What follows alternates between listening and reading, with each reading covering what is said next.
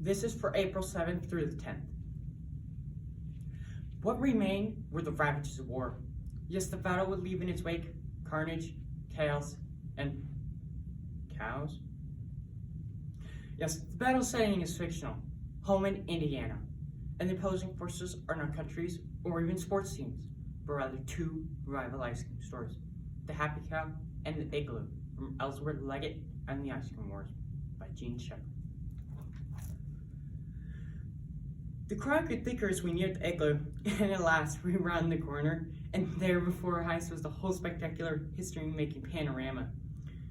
Would you look at that? The old man gazed out over the Armageddon. Up ahead, the Igloo, all lights blazing, was a frenzy of activity. And on its glass front, a sign painted in whitewash read 12 cents triple dip.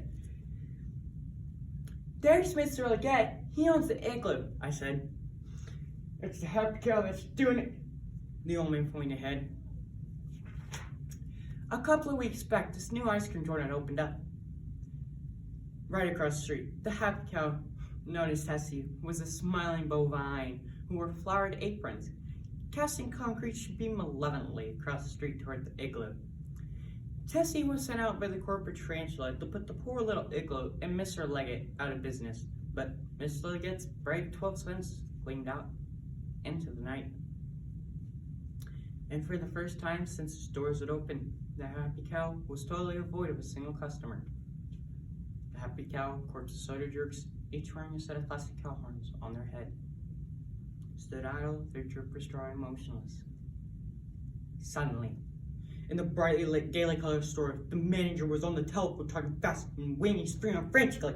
And seconds later, he popped outside, and with the bold, slashy strokes of his paintbrush, he took up Mr. Leggett's gauntlet. 10 cents, 3 dip! For a millisecond or two, nothing had happened, and then with the powerful thundering rush, the blocks on Hugh roared across the street in a giant crashing wave to line up before the Happy Cow. My old man's face was covered in sweat, his eyes gleaming with excitement. Smell that marshmallow chocolate chip. And across the street toward the Igloo, Mr. Leggett silently observed the sickening scene of his ex-customers and friends who had deserted him like rats leaving the Titanic. And from somewhere near the distant end of the line, the crowd began to sing, "Moo, moo," in homage to Tessie's radio jingle. I guess it's those damnable moves that got Mr. Leggett. He quickly scrubbed off his enormous 12, and with a vast, defiant 7, gleaming out into the night. For a moment or two, the crowd was caught off guard, but not for long. "Shut up and hang on," I yelled. The Happy Cow was a somber sight, empty, inert, and showing no sense of battle. Broken cones littered the sidewalks, and ice cream dripped from its walls, but nary a customer. And again, the manager spoke frantically into the phone. Someone in the mob yelled, "Hey, go, ray, ray, ray." The crowd raggedly took up the chant, but amid the pauses and whistles, the lines were definitely being drawn. 7 cents, who could believe it? Until, oh no, a guy just fell this line, lurked sideways. I looked over at the Happy Cow, couldn't believe my eyes. 3 cents, 3 dip! The manager flicked his whitewash brush insolently toward the Igloo. Mr. Leggett, his mouth hanging wide open in astonishment, staring at the incredible 3 cents, seemed to shrink as the ungrateful herd charged out of the store. The mood had changed dramatically from a sort of carnival gaiety to a grim, slit-eyed rapacity, and even my mother had a hawk-like look on her face that I had never seen before. The old man hitched his pants up and stood in a slight crouch. 3 cents, 3 dips, 3 cents! In the silent Igloo, Mr. Leggett appeared to be huddling with his troops. We are now not more than 10 or 15 feet from my ice cream cones. Moo, moo, moo, echoed up and down the main street, as the crowd applauded wildly to the concept of a 3 cent triple dip cone. He is finished. The old man laughed as he watched Mr. Leggett addressing his troops.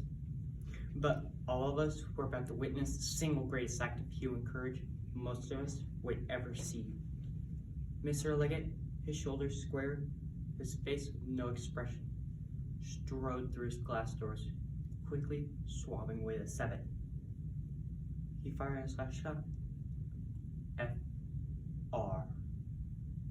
Oh no. The old man staggered.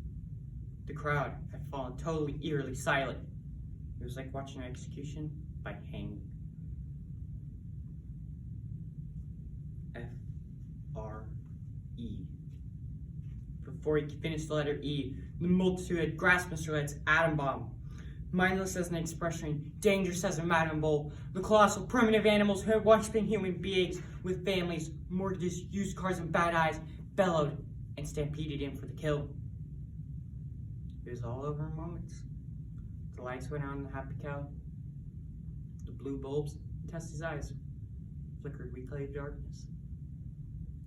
For the rest of the night, Mr. Leggett and his brave troops ladled out triple dip cones until there's no more. The great printed beast, now once again, kids and old aunties, cousins and uncles, faded into darkness. The great ice cream war was over, but would be forever remembered, forever in the town. A story passed from generation to generation. Thank you.